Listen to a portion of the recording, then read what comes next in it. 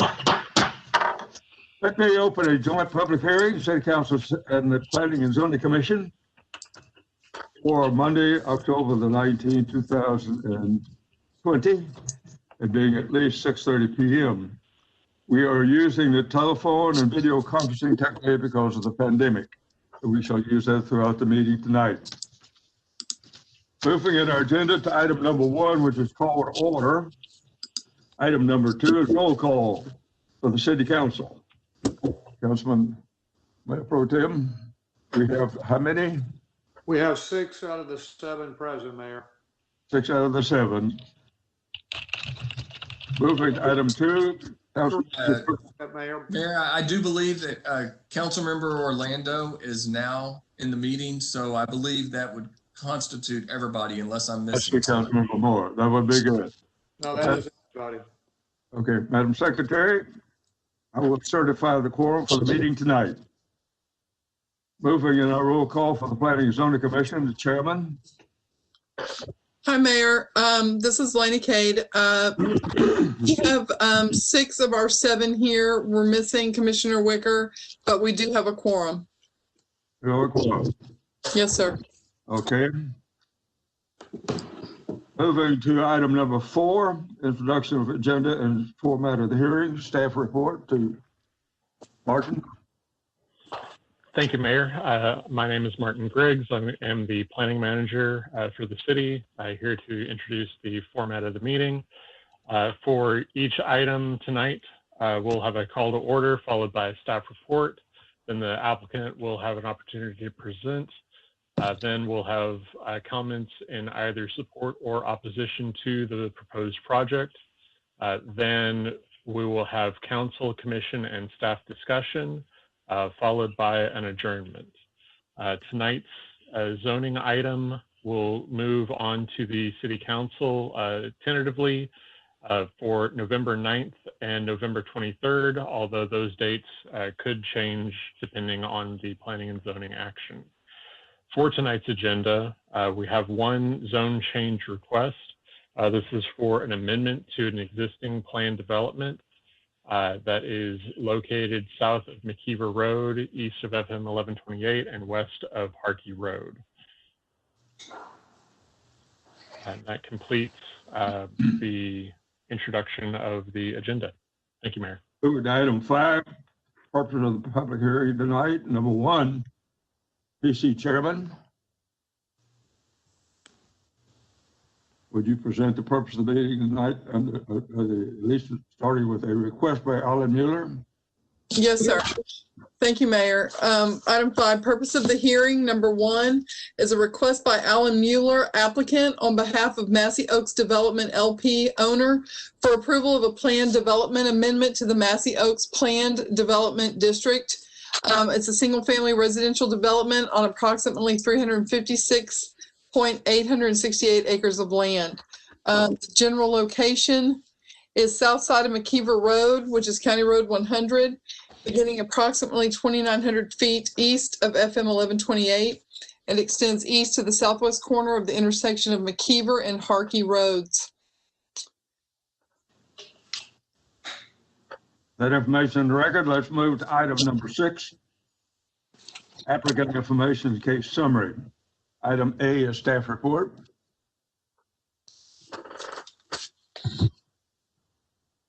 Thank you, Mayor. Good evening. This is Mohammed Birima here with city staff. This is a request for approval of a plan development amendment to the Massey Oaks Plan Development approved in July 2017 to accommodate a single-family residential development on approximately 357 acres of land. Staff has not received any correspondence, any public comments regarding this request. Next slide, Mark, please. This is aerial and zoning map and shows the property located on the south side of McKeever Road, also known as County Road 100, east of Farm to Market Road 1128 and west of Harkey Road. The property is currently zoned plan development. It was zoned plan development in 2017, and it's currently undeveloped. Next slide, please. This is the future land use map, and the property is designated as suburban residential, which is intended to accommodate zoning districts such as the residential estate, also known as RE, suburban residential 15, also known as SR 15, and residential suburban residential 12, known as SR 12. Next slide, please. This is the original design plan that was associated with the approved PD in 2017, which included single-family residential uses with wider minimum lot sizes, tree preservation, open space, and recreational amenities. The primary purpose of the PD was to describe land uses and development regulations that will establish a higher quality master plan community than a conventional zoning district would provide. The requested PD amendments before you tonight include 6 amendments in total. I will walk you through each one of those modifications or amendments. Next slide. The first modification is to eliminate the R1 and R2 zoning district and allowing the R3 and R4 districts to achieve the original entitlement of 950 residential lots. You may recall this PD originally had 4 types of zoning districts, the R1, R2, R3, R4. The intent now, the intent of the applicant now is to eliminate the R1 and R2 and replace that with R3 and R4.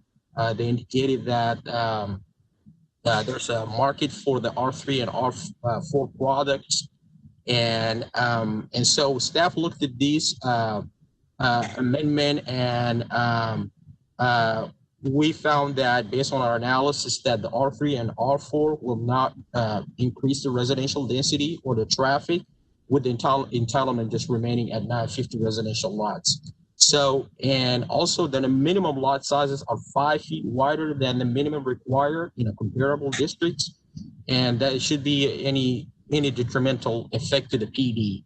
And with that, staff had no objection to this requested amendment. Next amendment, next slide. This will allow the front setbacks on cul-de-sacs and knuckles to follow the typical UDC requirement of 20 feet in lieu of the 25 feet. This is only for lots that are fronting on cul-de-sacs and knuckles. And this proposed modification is consistent with the UDC, and the staff has no objection to this requested amendment. Next slide. Modification number 3, and that would allow upgraded wood fencing in lieu of the masonry fence requirements for the UDC adjacent to Harkey Road and Hastings Cannon Road. The applicant has indicated that they would like to replace that masonry fence or wall actually that was required by the original PD.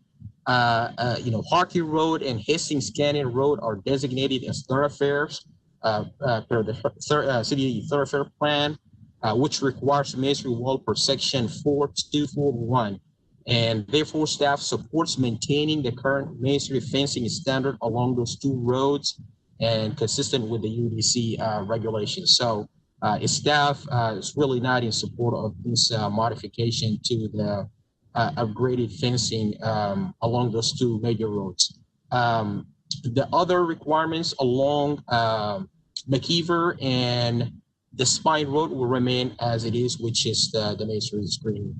Next slide. This modification here is to align the McKeever Road landscape buffer with the 30-foot landscape buffer.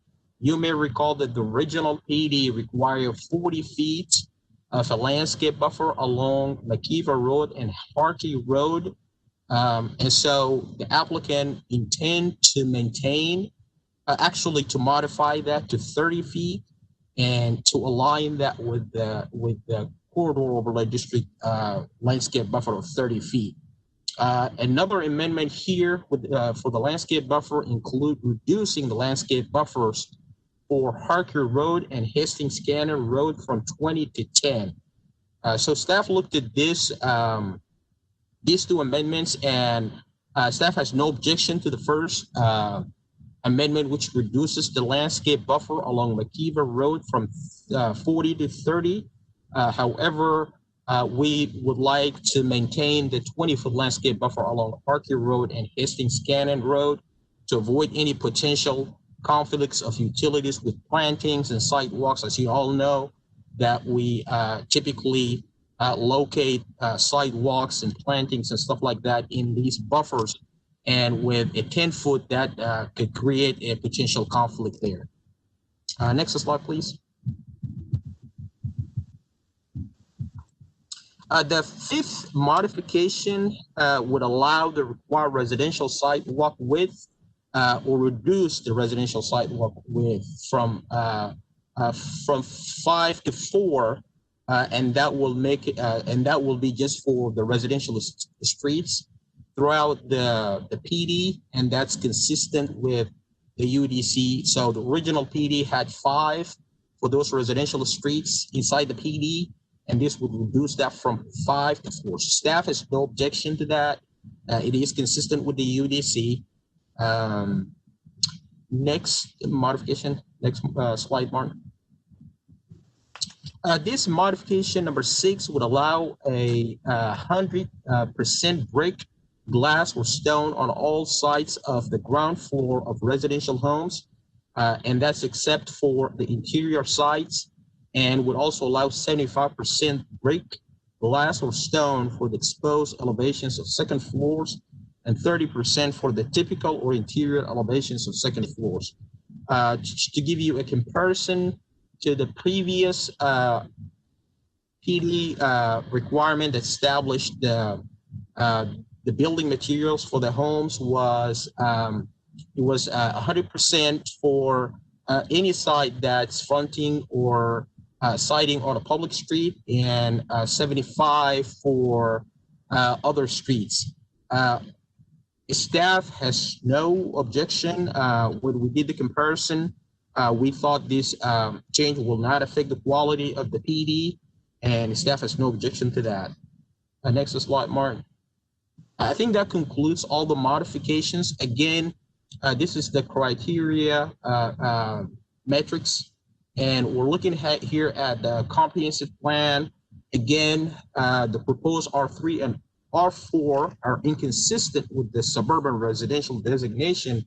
However, because this proposed amendment will not increase the total number of lots and will not increase the residential density, so staff had no problem with that. The thoroughfare plan, McKeever Road, and McKeever Road is designated as major thoroughfare to be acquired. Harker Road and Hastings Cannon Road are designated as secondary and major thoroughfare, respectively. Property is implied now. Public utilities, as far as public utilities, the developer has agreed to a development agreement with the city for various public improvements, and Martin will talk about that in a little bit. Next slide, please. So looking at the approval criteria for PDs, we analyzed those different requirements. The only thing that this PD amendment would not be consistent with, again, it was the land use designation, and with the exception also of the one modification that the staff was not supportive of. Next slide, please. I will wrap this report with the recommendations, and staff recommends approval of modifications 1, 2, 5, and 6, and the first amendment of modification number 4. Again, that's related to the landscape buffer along McKeever Road from 40 to 30. However, staff does not recommend approval of the modification 3 and the second amendment of modification number 4. That concludes the staff report, and I will hand it over to Mark. Good presentation. Let's move to item number B, which is Mayor, if I can interrupt for one moment. Yes. I want to, while we've discussed the plan development, I'd like to take a moment to zoom out just a little bit to give us more background on the 30,000-foot level for what's going on with this development. So while we have a planned development that is approved, and we have been working with the applicants with their design plan and discussing the site development and all of those issues leading up to this, we are still engineering and public works and community development are working with the applicants in figuring out how to get water and sewer to this site.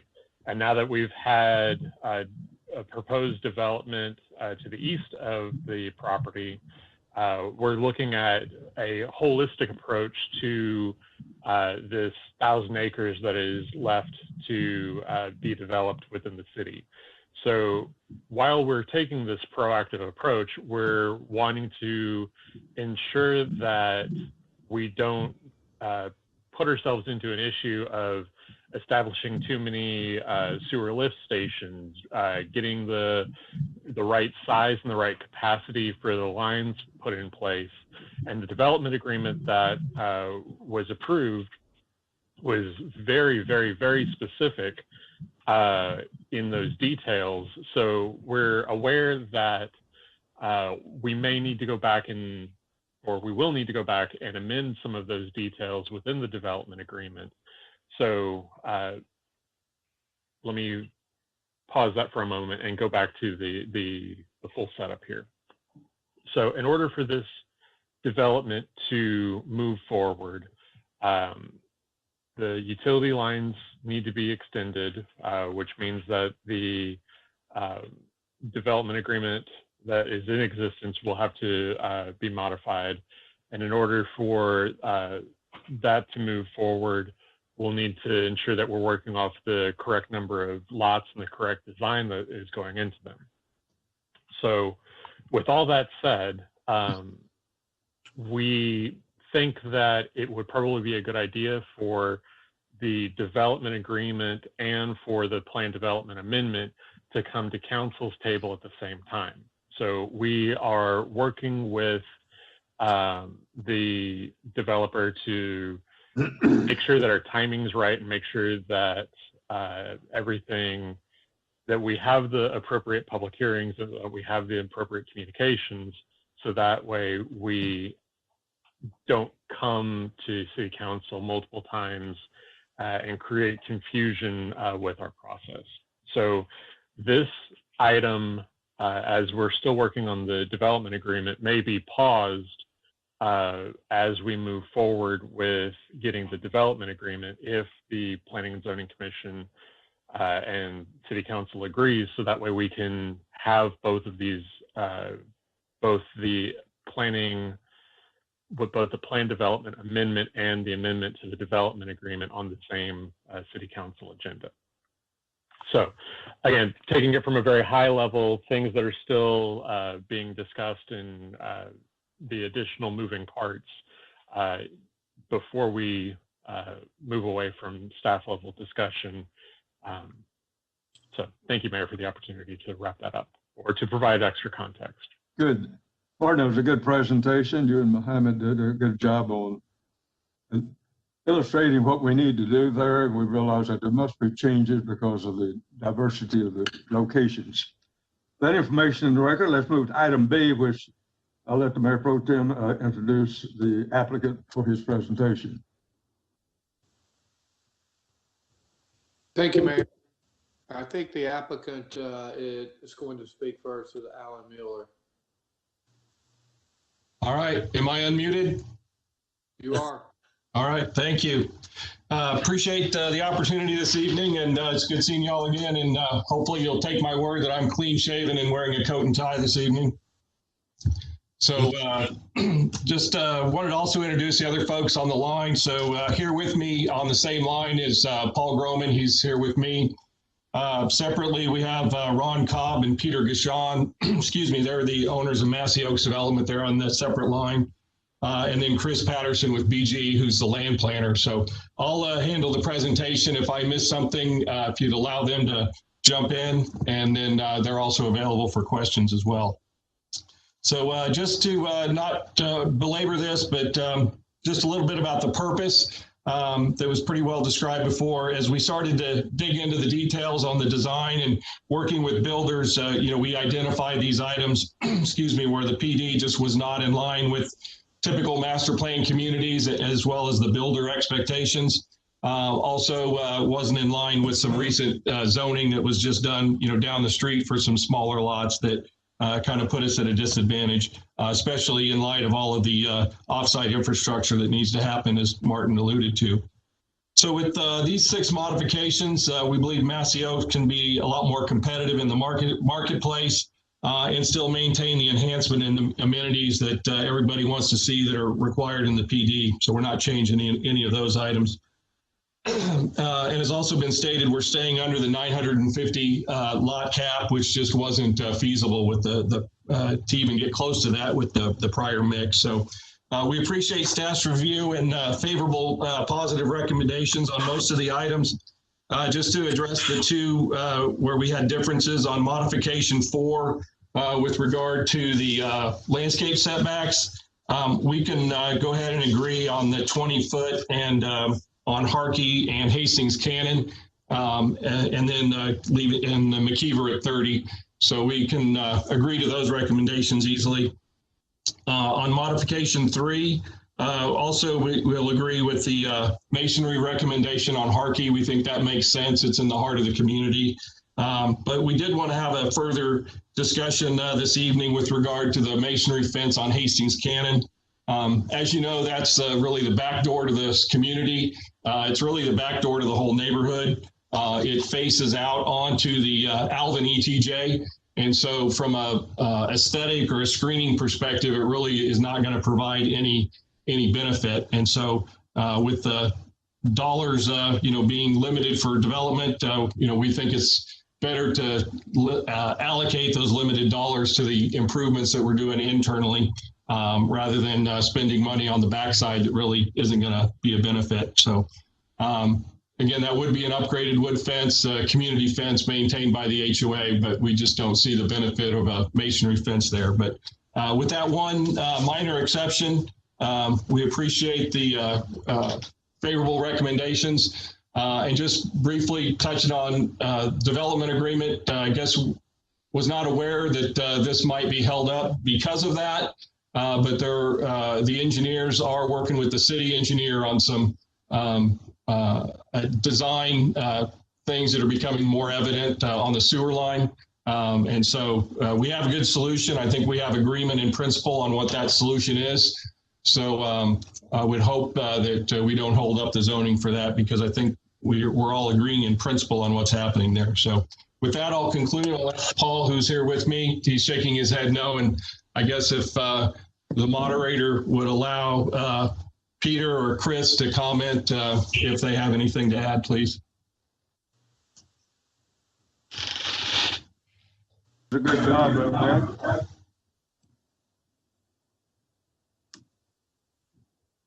Why don't we move on, and does that complete that, Martin?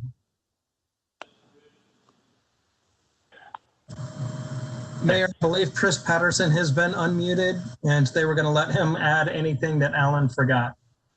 Okay. That completes it. Okay, Chris. Hi, Chris Patterson. Nothing really further to add from what Alan said, but happy to answer any questions that may be needed.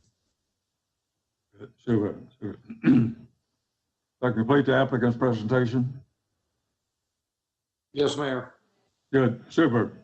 Let's move to item C, which is staff opportunity for staff to do a wrap up on this item. Thank you, Mayor. So I think we could likely come to an agreement on item 3 for the material, since Hastings Cannon is facing out onto property that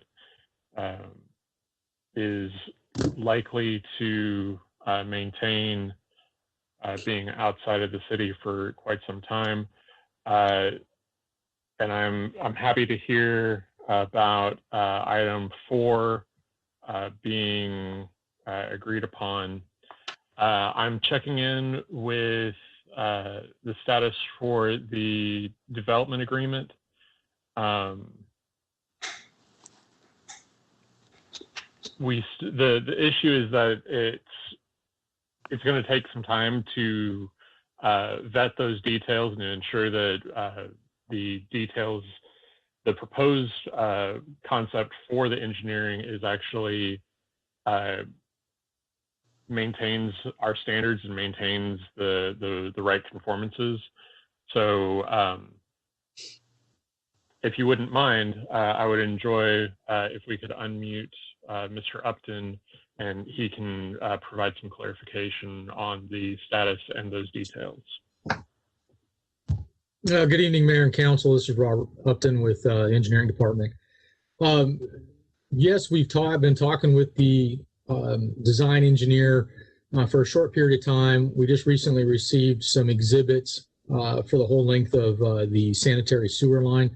But there's a lot more discussion going on as well when it starts talking about, as Martin mentioned, very specific in the development agreement on what was gravity, and now wanting to take a look at a regional style type force main, what that service area would look like. If there is also in that development agreement associated with pro rata share contribution from those surrounding in the service area.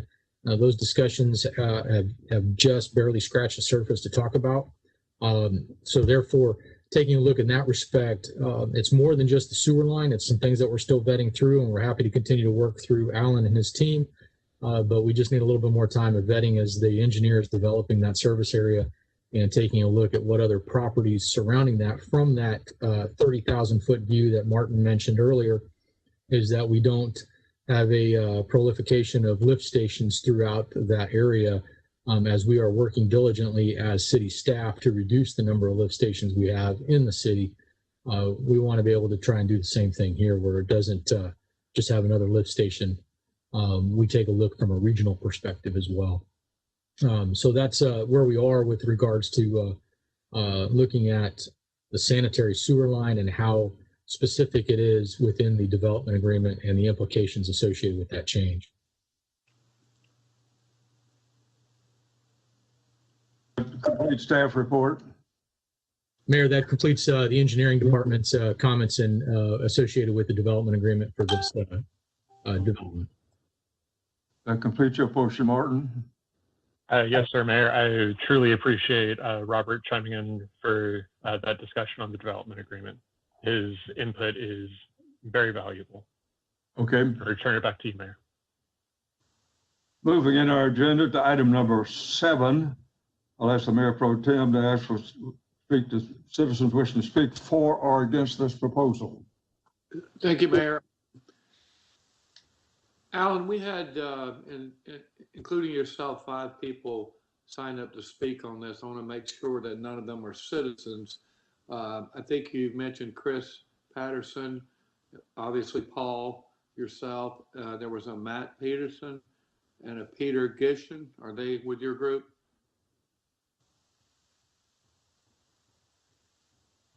Is Alan unmuted? This is Alan. Peter Gishan is with our group. The other gentleman was not part of our group. Okay, is Matt Peterson online, Josh? Councilmember Little, I thought that Matt Peterson was signing up to speak at the joint special meeting in regards to CUP, the one that ends in 13. I may have misunderstood that though. Okay, if that's the case. Mayor, there's no one else signed up to speak for or against. Mr. Little, if we could allow Mr. Gishan to speak, if he has anything to add, I'd appreciate it. Okay. Thank you. Hi, folks. It's good to see everybody again. Appreciate everyone taking the time to hear this matter. It's been a number of years, but we have made significant project progress relative to the financing and the ultimate builders in the community. And importantly, we've deposited $1 million with the city for the easement and right-of-way acquisition program pursuant to the development agreement. So we're now in a position to move forward as quickly as possible. So appreciate your continued support here. Thank you. That's all I have. Okay, is anyone else online that wishes to speak for or against this item? Mayor, that takes care of public comments. Okay. Moving to item number 8 on our agenda, which gives us an opportunity for the City Council, the Planning Commission, and the staff to make a summary comments about our discussion so far tonight. And I'll start with the City Council. As Councilmember Carbone. Excuse me, Mayor. It's Lawrence over here in legal. Before anybody said anything on staff, I apologize if I missed it, and I may have, but Commissioner Fuertes had submitted a conflicts disclosure. He is abstaining from this particular issue. He's turned his camera off. I don't believe he's participated in any way, and he has no intention of participating in any way. And I just thought it was important to announce that for the purposes of the record, because he's not been participating, knowing that we started with the JPHs. And I didn't want anybody to call on him or expect to hear from him and try to create some sort of a conflicts problem with him. Thank you, Mayor. Does that complete our person wishing to speak for or against? It does, Mayor. Good. Moving to item number 8. Will give us an opportunity for the City Council, Planning Commission, and staff to kind of summarize their position and restate it for the purpose of clarification. Starting with City Council, Councilmember Carbone. Thank you, Mayor.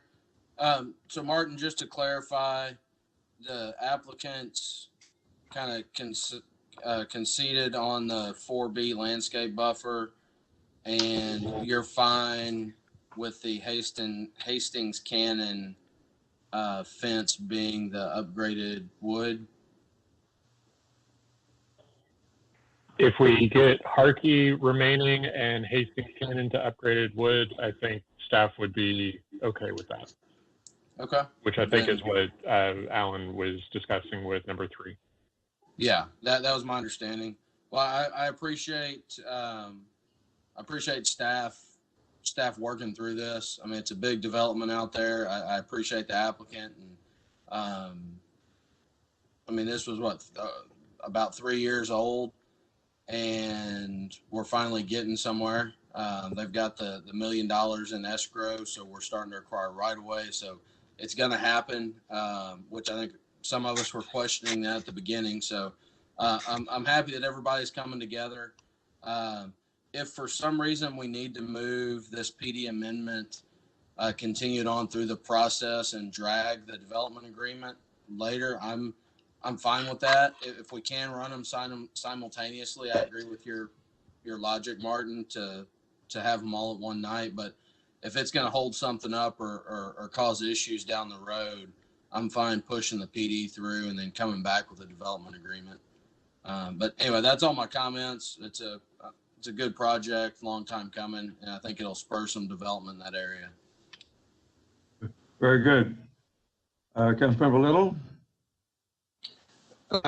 Likewise, I appreciate the staff's work on this. I agree 100% with their recommendations and the slight modification. And again, if we need to push it out, I have no problem with that, but I don't want to do anything that's going to delay this project further. So whatever staff thinks is best on that. That's all I have, Mayor. Okay, Councilmember Hernandez. Thank you, Mayor. Sounds to me like the applicant and staff came to some pretty good understandings, and so I've got really no additional comments to add to this. I appreciate it. Thank you, Mayor. Councilmember Moore. Thank you, Mayor. I have questions directly pertaining to the water line and the easement. It looks like they're only purchasing part of the easement now. Why wouldn't they go ahead and purchase all of the easement now? And that way, if we had a problem with the water you know, that easement would already be purchased and it would be much quicker to get a fix to it. We've had some other developments in the city that have taken a while to get up to the total amount of units, which throughout those years, the water line, it seems like the water ends up becoming stagnant in there. We spend a lot of time flushing the line to keep the water from smelling. So I'm just wondering if we can't make sure that we put a loop in there so that maybe that would help with that. I mean, we're talking about running a water line 3 miles, and it's going to take 5 to 7 years to get most of the development built. So that's my biggest concern. Okay, Councilmember Perez. Mayor, before I speak, maybe our city engineer might want to address Gary, Member Moore's comments. Yeah, I'd like to get some kind of clarification on that. Good evening, Councilman Moore. With regards to your questions associated with the development, there's looping within the development that's required. And with that, what's coming down FM or 1128 or Manville Road down to County Road 100 is bringing the trunk main in that'll bring water to the development. From there, they have water lines that'll be down their main thoroughfare and also Harkey. And it's set up to have their system looped as it is, but as with anything associated with the dead end line that are within the development, those are followed by TCQ requirements to be flushed on a regular basis. We're already set up. Staff, when that development time comes, staff will be prepared to be flushing those as homes are being developed and make sure that those lines and that water in there, as you stated, will stay fresh, and always our water always meets our water quality standards as required by TCEQ. Those tests are taken on a monthly basis. From there, though, but per the development agreement, to extend that water line continuing east and then up north Veterans Drive, that is stated will be at the 500th platted lot or 500th platted lot for a home. Then that line is there. That is underneath the requirement as required by the development agreement, and right-of-way acquisition will continue moving through and proceed from there. So that is in the ultimate development plan for when they reach 500 homes as per the development agreement, or 500 platted lots. Okay, and what about the only purchasing part of the easement now?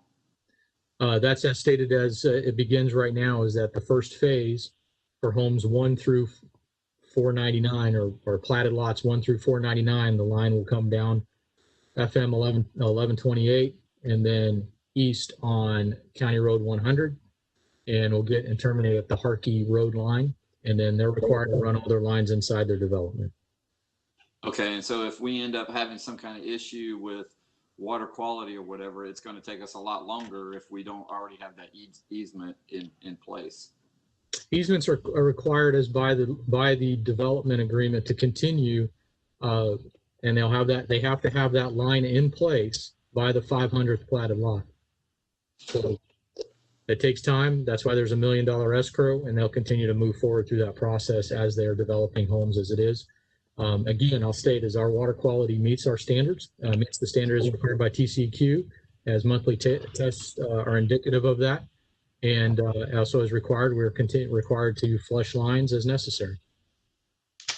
Okay. Okay, back to you, Councilman Perez. Thank you, Mayor. So first off, no objection to the density changes. I would prefer masonry fence around the entirety of the development, but if staff and them have come to an agreement about upgraded wood fence, I think before I vote, before we issue a final vote on this PD amendment, I think we maybe need to see a rendering of what an upgraded wood fence is. Upgraded is a nebulous term. There's some slight descriptions of it, I think, from staff in the packet, but you know, just maybe have a better understanding. And also requirements in the PD, as Alan had mentioned, that the HOA, the developer, and then subsequently the HOA are going to maintain the perimeter fencing where we have replaced masonry with wood fencing to ensure that that doesn't become builder grade fencing that dilapidates and is difficult to get replaced. I wouldn't have had problems with the 10-foot setback, but if the applicants no longer object to the 20-foot, then I think we move forward with that. I do agree with Member Carbone. It would be nice for the development agreement and the PD amendment to come at the same time, but there is no reason to connect those two. The zoning and the development agreement are separate issues. All they are connected with respect to the same project. We can deal with those two things separately. I think if we have no objections to the change of the PD amendment, there's no reason to allow the zoning to be finalized while we still work out details on any substantive changes to the development agreement. With respect to the issues that Member Moore brought up, first off, Robert, I appreciate you taking my call or calling me earlier and discussing this. I don't think that there is a necessity for us to tie in the extension down Veterans to this phase of the project when he already agreed that was not something that we were going to require him to do until the 500th home.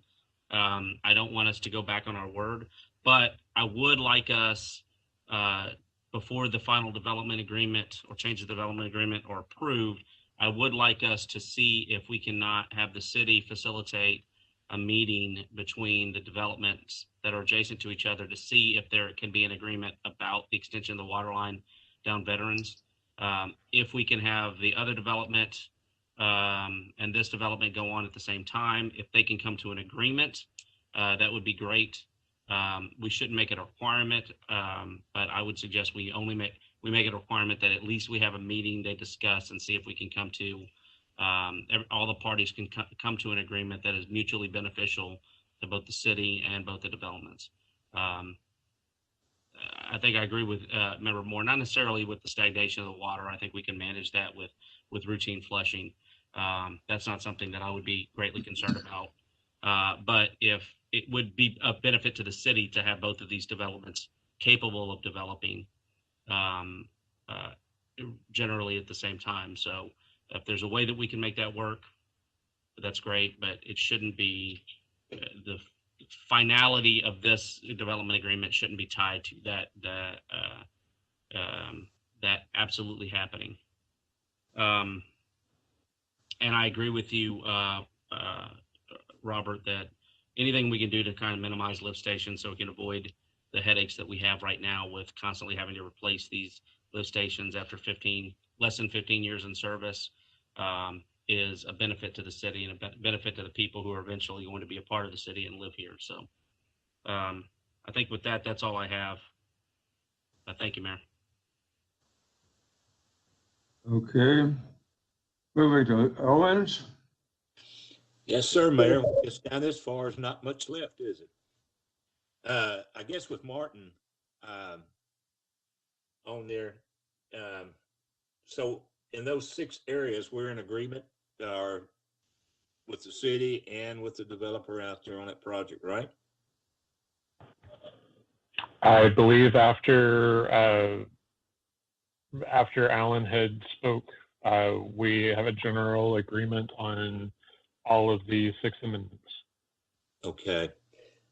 In addition to that, with Robert, the things that you were talking about that need to be done as we go through this, is there anything that's going to impact that you see this development of impacting additional costs to get it completed before all of it's approved? Councilman Owen, just rephrase your question. Cost impact in what way, sir? Financially. I believe that would have to be with the developer. I mean, the water line has already been agreed upon, easements agreed upon through the DA. So it really comes down to if there's any financial impact, that would be developer driven on how fast he develops and wants to sell homes. Okay, so this will be an agreement that you're working together simultaneously with everything else out of the engineering side of it, right? Well, the development agreement, Councilman Owen, has already been agreed to. They're recommending and wanting some changes to it. So we're trying to work through that and what that impact looks like and what changes there are. It would be any financial impacts are solely on the developer to make this work. And we're trying to minimize what those impacts would be because we want to work with them on that respect. Okay. All right. Well, I appreciate that. And it seems like that, you know, trying to move forward on this, and which I really believe we need some additional development out there in that area to produce income sooner than later for the city. So anything we can do to help move this forward, I would appreciate your effort on that. That's all I have, Mayor. Thank you. Mayor, one thing I forgot to state, I think it's the benefit of the citizens to note that Alan Mueller and I have had a business relationship. He has sometimes consulted for me, but obviously not for this project. And he has not requested any communication with me on this project. But I think it's fair that the citizens know that we have a business relationship. You know, thank you. That's it, Mayor. Good. There's Alondo showing for the meeting tonight, yet. I'm here, Mayor. I don't have any further. I don't have any further comments. I appreciate the discussion that we've had and think we've landed at the right place. So I'm good. Thanks. Oh, great. Super, super. Moving to item 6. Something you guys will have to put up with here is called adjournment. Mayor Reed, can we get the Planning Commission's discussion? Yeah. I'm sorry, you're right. I thought we wiped out everything here. Planning Commission, I'm sorry, Madam Chairman. Thank you, Mayor. Commissioner Earls, do you have anything? Any comments? No comment, thank you. Commissioner Boswell? No comments, thank you. Commissioner Dansby? I'm going to agree with the mayor. We wiped out everything. No comments. Thank you. Commissioner Fuertes is abstaining. Commissioner Hendricks? Yes, ma'am, I do have comments. Okay, so basically I'm looking at the GIS water map, and my concern is that there's a gap on on Bailey Road between 1128 and Veterans where there is no water. So they'll dead in this water to the neighborhood. My biggest concerns is the water quality, but also the loss in pressure. And I know that once they get to 500 homes, they'll have to make that loop. I just want to know that the plan is to make the loop up to Veterans, over down McKeever and up to Veterans, and connect up where the Recreatorium Center is.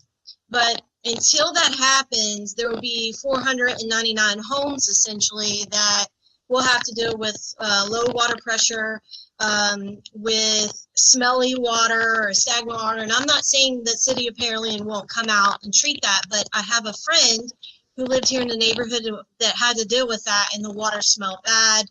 It didn't taste good. It was just a real pain. And my concern is, if we don't know that they're going to do that, they could just stop at 499 homes because infrastructure is very expensive to put in. So what would be the backup plan that the city would be willing to do if the developers decided not to extend over 500 homes? And that would be my concerns.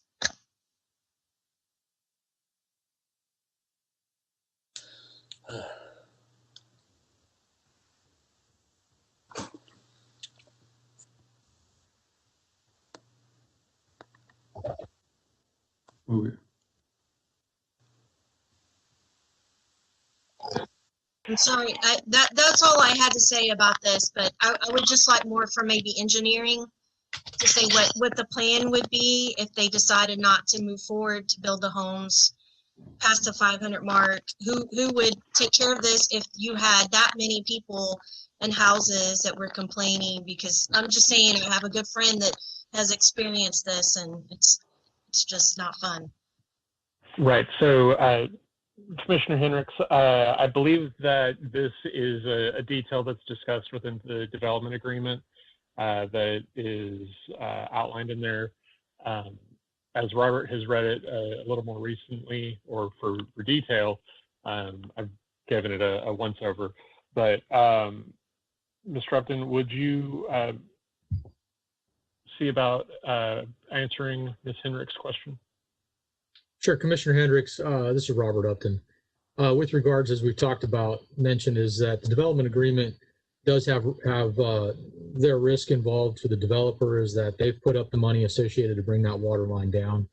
And it's in the best interest for them to continue to, because of the sizable investment that they're making, both water and sewer. The sewer line that has to come down Harkey is at their full expense to bring to the development. So to end this at prior to 500 lots, and when we say that, it's platted lots, not how many homes are on the ground. So once they start platting in that neighborhood, they'll be bringing the water the rest of the way. They've made that financial commitment. So that water line will come down Veterans and come across County Road 100 and then tie into the rest of it at Harkey. So there will be a loop system that'll tie from Bailey and Manville Road, or 1128, and also over at the water plant or by the rec center on Veterans and Bailey itself. So water will be fed that way. And also, that was mentioned earlier, there is another development planned located in the middle of County Road 100. So water will need to be provided there as well. So there's talk about, as Councilman Perez mentioned, about possibly having that R3, R4 development right where Martin's Mouse is and Pointer is, to come in and also discuss with the owners of the Massey tract as well, to see how water can be brought to that development as well. So it's ever moving and flowing, but water will need to be brought through. And of course, as mentioned before, is that water quality does meet and maintain at the standard that we are required by TCQ, and flush is required by TCQ as well. So that's all I have to add right now, Commissioner. Were there any other commissioners? I'm sorry. I'm sorry, and just one other quick thing. How have you all studied how easy or hard it would be to obtain the easements to go up Veterans? I mean, my concern would be obtaining those in the future. As required of all easements, even the easements that are coming down 1128, that is on the, as was mentioned earlier, both by the developer and also in our development agreement, a $1 million escrow account has been set up so that their land planning, their right-of-way can be laid forth, necessary for those easements. The city has agreed to participate in terms of using our right-of-way specialist to acquire that land, either through a negotiation or eminent domain. That land will be acquired for those water lines and right-of-way, both also on the wastewater side, and that'll continue on through County Road 100 and up Veterans as well. Good. Any other comment from our staff on this item? Let me then move it to staff discussion. Thank you, Mayor. I think we have handled most of the issues that are within the amendment. And I think we've been given pretty clear instructions on getting the amendment versus the development agreement on the commission or on the council's agenda as quickly as we can, as long as they are appropriately in an appropriate form and fashion for y'all's consideration. So with that, I will hand it back over. Thank you, sir. All right. Moving in our agenda item number 8, and I will announce to Madam Secretary that this joint public hearing is adjourned at 7:28. And that completes the activity of the Planning and Zoning Commission and the City Council at for the joint public hearing.